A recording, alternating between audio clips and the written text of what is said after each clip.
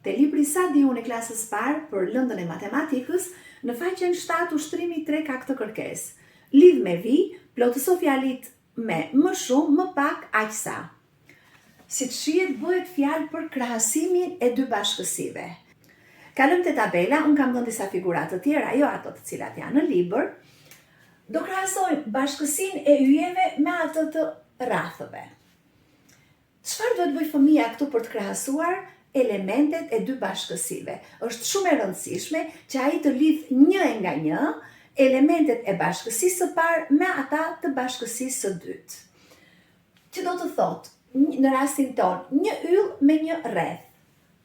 Ylli i parë me rrethin, ylli i dytë me rrethin dhe i treti. Kanë mbaruar yjet, janë lidhur të gjithë. Në këtë moment fëmia do ndaloj. Do shoh, yjet janë lidhur një nga një me rrathët. Ka mbetur një rreth pa u lidhur, pa u shoqëruar. Që do të thotë, rrath ka më shumë se yje, ose yje ka më pak se rrath. Çfarë do t'i shpjegojë fëmijës në këtë moment? Ai element ose ajo figurë që është e pa lidhur, do të thotë që ajo bashkësi ka më shumë dhe bashkësia tjetër ka më pak.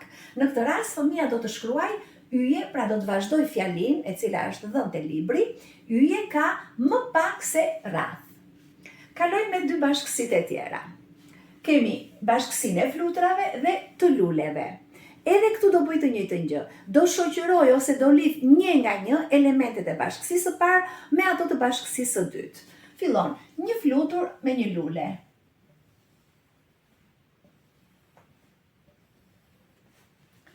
Këtu shohim se fëmia ndalon dhe vëzhgon.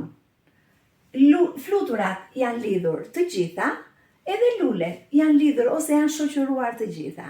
Në këtë rast, fëmijës i thuhet që elementet e bashkësisë së parë janë të barabarta me elementet e bashkësisë së dytë dhe ne përdorim shprehjen aq sa. Fjalia do të shkruhet: flutura ka aq sa lule.